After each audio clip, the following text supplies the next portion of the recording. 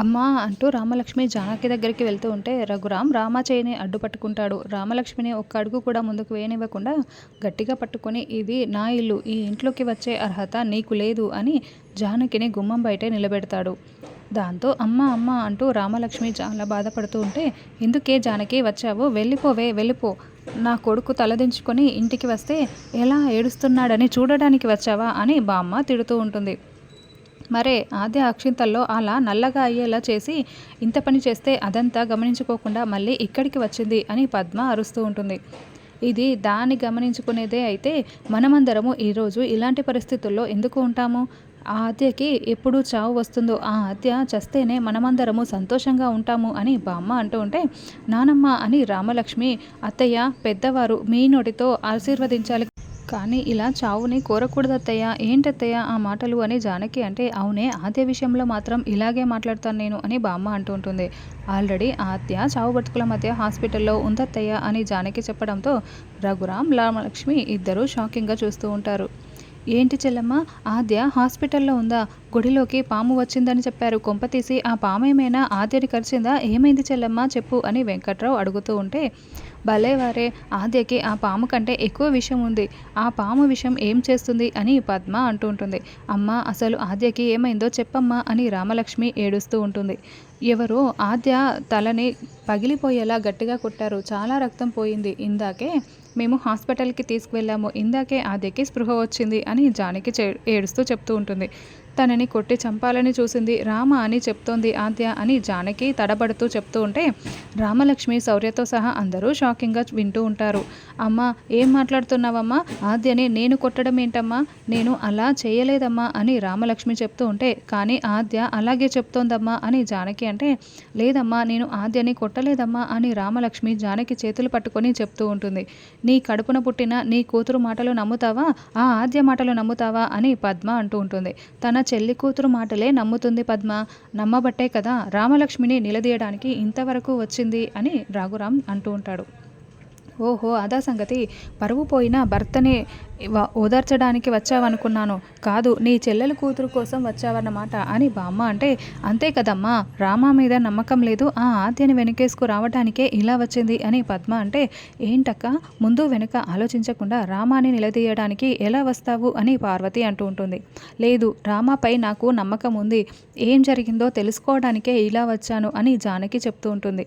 అన్నయ్య ఆస్తిలో నాకు వాటా ఉందని మాట్లాడింది కదా, ఆ ఆస్తిని దక్కించుకోవడం కోసమే, అడ్డు లేకుండా చేసుకోవడం కోసమే ఇలాంటి డ్రామాలాడుతున్నారు అని పద్మ అంటూ ఉంటుంది. అందరికీ అర్థమవుతుంది, కానీ తల్లికైతే అర్థం కాదు కదా అని రఘురాం అంటూ ఉంటాడు. నాన్న ఇప్పటికే చాలా గొడవలు అయిపోతున్నాయి నాన్న, కాబట్టి ఇంతటితో ఈ విషయాన్ని ఆపేద్దాం నాన్న అని రామలక్ష్మి వేడుకుంటూ, అమ్మ ఆద్యకి ఎలా ఉందమ్మా అని రామలక్ష్మి ఏడుస్తూ అడుగుతూ ఉంటుంది. అసలు నీపై నింద వేసిన దాని బాగోగుల గురించి అడుగుతున్నావేంటే అని పద్మ అరుస్తూ ఉంటే, రామలక్ష్మి అంతే, చీమకు కూడా హాని తలపెట్టదు, అటువంటిది నా కూతురు ఏ తప్పు చెయ్యదు, నాకు ఆ నమ్మకం ఉంది. పద్మ నువ్వు వెళ్ళి హారతి తీసుకురా, దేవుడి పటాన్ని కూడా తీసుకురా అని రఘురాం చెప్తూ ఉంటే, దేవుడి ఫోటో ముందు పద్మ హారతి ప్లేట్ని పెట్టడంతో, రామ నువ్వు వెళ్ళి హారతిపై ప్రమాణం చేసి ఒట్టేసి చెప్పమ్మా, మేమందరము నువ్వు ఏ తప్పు చేయలేదని నమ్ముతున్నాము, కానీ నీ కన్న తల్లి నమ్మటం లేదు కదా, అందుకే ప్రమాణం చేసి చెప్పమ్మా అని రఘురాం చెప్తూ ఉంటే రామలక్ష్మి ఏడుస్తూ జానకి వైపు చూస్తూ ఉంటుంది. ఇక రామలక్ష్మి హారతిపై చెయ్యి పెట్టబోతూ ఉంటే రామలక్ష్మిని పక్కకు లాగి జానకి హారతిపై చెయ్యి పెట్టి, నా కూతురు ఏ తప్పు చేయలేదని నేను నమ్ముతున్నాను, నిజం చెప్తున్నాను, ఏం జరిగిందో తెలుసుకోవటానికే వచ్చాను, నా కూతురు ఏ తప్పు చేయలేదు, నాకు తెలుసు అని జానకినే ఒట్టేసి చెప్తూ ఉంటుంది. దాంతో రామలక్ష్మి జానకి ఒకసారిగా ఒకరిని ఒకరు హక్ చేసుకొని ఏడుస్తూ ఉంటారు. అలా చెప్పేసి జానకి వెళ్ళిపోతూ ఉంటే రామలక్ష్మి ఏడుస్తూ ఉంటుంది. ఏడుస్తున్న రామలక్ష్మిని రఘురాం దగ్గరికి తీసుకొని ఓదారుస్తూ ఉంటాడు.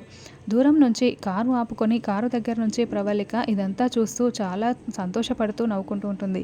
తర్వాత ఆద్య బెడ్పై పడుకొని రెస్ట్ తీసుకుంటూ ఉంటే శ్రీను ఆద్య కాళ్ళ దగ్గర కూర్చొని ఏదో ఆలోచిస్తూ ఉంటాడు. అప్పుడే డాక్టర్ అక్కడికి వచ్చి, చూడమ్మా ఇప్పుడు ఎలా ఉంది, తల తిరుగుతున్నట్లు కానీ నొప్పిగా కానీ ఏమైనా ఉందా అని అడుగుతూ ఉంటే, అలాంటిదేం లేదు డాక్టర్ అని ఆద్య చెప్తూ ఉంటుంది. డాక్టర్ తను అలా చెప్తోంది, కానీ నాకైతే అలా అనిపించట్లేదు డాక్టర్ అని శ్రీను అంటే, ఏ ఎందుకు అనిపించట్లేదు అని డాక్టర్ ప్రశ్నిస్తూ ఉంటాడు. ఆద్య షాకింగ్గా వింటూ ఉంటుంది. కానీ ఆద్య ఎందుకో కొత్తగా మాట్లాడుతోంది డాక్టర్, ఏదేదో మాట్లాడుతుంది అని శ్రీను అనడంతో ఏం మాట్లాడుతోంది అని డాక్టర్ అడుగుతూ ఉంటాడు. చూడండి డాక్టర్, జింక పిల్ల ఎక్కడైనా పులిని వేటాడుతుందా అని శ్రీను అడుగుతుంటే లేదు అని డాక్టర్ చెప్తాడు. ఎలక పిల్లిని ఎదిరించగలదా, కోడి పిల్ల గద్దని పట్టుకోగలదా అని శ్రీను ప్రశ్నిస్తూ ఉంటే లేదు అని డాక్టర్ చెప్తూ ఉంటాడు. మరి ఆద్య ఏంటి డాక్టర్ రామలక్ష్మి తనని కొట్టిందని చెప్తోంది? ట్రీట్మెంట్ చేసేటప్పుడు ఎక్కడైనా మిస్టేక్ జరిగిందేమోనని నాకు డౌట్గా ఉంది డాక్టర్. అందుకే ఆ స్కానింగ్లో అవన్నీ కూడా మళ్ళీ ఒకసారి చెక్ చేసి చూపిస్తే బాగుంటుంది డాక్టర్ అని శ్రీను చెప్తూ ఉంటే ఆద్య షాకింగ్గా కోపంగా చూస్తూ ఉంటుంది. ఖచ్చితంగా ఆద్యకి ఏదో ఒక చిప్పు మిస్ అయిపోయినట్లు ఉంది డాక్టర్, ప్లీజ్ ఆ టెస్టులన్నీ మళ్ళీ చేయండి అని శ్రీను అంటే ఆద్య ఒక్కసారిగా చాలా కోపంగా అక్కడున్న ఒక వస్తువులన్నీ తీసి శ్రీను తలకి విసిరి కొడుతూ ఉంటుంది. శ్రీను, అసలు రామలక్ష్మి నన్ను కొడుతున్నప్పుడు చూసింది నేను, నన్ను కొట్టి చంపాలని చూసింది. నేను చెప్తుంటే నువ్వు అర్థం చేసుకోవేంటి? నువ్వు మాట్లాడటం తగ్గిస్తావా, ఇక ఆపేస్తావా? డాక్టర్, ఆయన మాటల్ని ఏమీ పట్టించుకోకండి. I will be all right doctor అని ఆద్య చెప్తూ ఉంటే అలాగేనమ్మా, నువ్వు కానీ కోప్పడొద్దు, ఆవేశపడకూడదు, నువ్వు రెస్ట్ తీసుకో అని డాక్టర్ చెప్తూ ఉంటాడు. ప్లీజ్ పడుకో ఆద్య, పడుకో అని శ్రీను టచ్ చేయబోతూ ఉంటే ఆద్య శ్రీనుని విదిలించుకుని రెస్ట్ తీసుకుంటూ ఉంటుంది. ముందు మీరు బయటికి వెళ్ళండి అని డాక్టర్ శ్రీనుతో చెప్తూ ఉంటే నేను తన హస్బెండ్ అండ్ డాక్టర్, ఇక్కడే ఉంటాను అని శ్రీను అంటే తను ఎక్కువ స్ట్రెయిన్ అవ్వకూడదు, స్ట్రెస్ కూడా తీసుకోకూడదు, ముందు మీరు బయటికి వెళ్ళండి, నర్స్ చూసుకుంటుంది అని డాక్టర్ శ్రీనుని బయటికి పంపిస్తాడు. నర్స్ ఇవన్నీ జాగ్రత్తగా చూసుకో అని డాక్టర్ చెప్పడంతో మేడం జ్యూస్లు ఏమైనా తాగుతారా అని నర్స్ ఆద్యని చాలా జాగ్రత్తగా చూసుకుంటూ ఉంటుంది.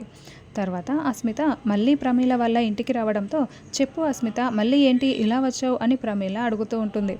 ఆ రామలక్ష్మి శౌర్య ఇప్పుడప్పుడే ఇక్కడికి వచ్చేలా లేరు, వాళ్ళ పుట్టింటి పరిస్థితులు అస్సలు బాగోలేవు అని ప్రమీల చెప్తే వాళ్ళ పుట్టింటి పరిస్థితులు అన్నీ తెలుసుకొనే నేను ఇలా వచ్చాను ఆంటీ. ఇప్పుడు వాళ్ళు పేదోళ్ళు అయిపోయారు కదా, చిన్న పెంకుటింట్లో ఉంటున్నారు. ఆ జానకి రఘురాంల మధ్య బాగా గొడవలు జరుగుతున్నాయి. మొత్తం నేను తెలుసుకొనే వచ్చానులేండి. దీన్ని అవకాశంగా తీసుకొని రామలక్ష్మిని శాశ్వతంగా శౌర్యకి దూరం చేస్తాను అని అస్మిత చెప్తూ ఉంటుంది. ఓ, మళ్ళీ పెద్ద ప్లాన్తో వచ్చావన్నమాట అని ప్రమీల అంటూ ఉంటుంది. అవునండి, ఇంతకీ రామలక్ష్మి ఎంత మాత్రం కట్నం తీసుకువచ్చింది ఏంటి అని అడగడంతో పైసా కూడా తీసుకురాలేదు. ఇప్పుడు అడిగినా కూడా వాళ్ళు ఎక్కడ ఇచ్చే పరిస్థితుల్లో ఉన్నారు, వాళ్ళ దగ్గర డబ్బులు ఉన్నవన్నీ కూడా ఆద్య దగ్గర ఉంది కదా అని ప్రమీల అంటే అయితే మీరిప్పుడు ఆ రామలక్ష్మిని వరకట్నపు వేధింపులు వేధించాలి అని అస్మిత చెప్తూ ఉంటే అమ్మో నా వల్ల కాదు అని ప్రమీల అంటుంది. వెంటనే అస్మిత ఒక డబ్బుల కట్ట చూపించడంతో అవుతుంది నా వల్ల ఎందుకు కాదు అని ప్రమీల అంటూ ఉంటుంది. ఆంటీ, ఆ వరకట్నపు వేధింపులతో అసలు నాకు ఈ పెళ్ళి వద్దు, శౌర్య వద్దు అని రామలక్ష్మి పారిపోవాలి, మీరు అంత వేధించాలి అని అనడంతో అమ్మో అంత నా వల్ల కాదేమో అని ప్రమీల అంటే అస్మిత మళ్ళీ కొన్ని డబ్బు కట్టల్ని చూపించడంతో అవుతుంది నా వల్లే అవుతుంది ఎందుకు కాదు అని ప్రమీల సంతోషపడుతూ డబ్బులు తీసుకుంటూ ఉంటుంది.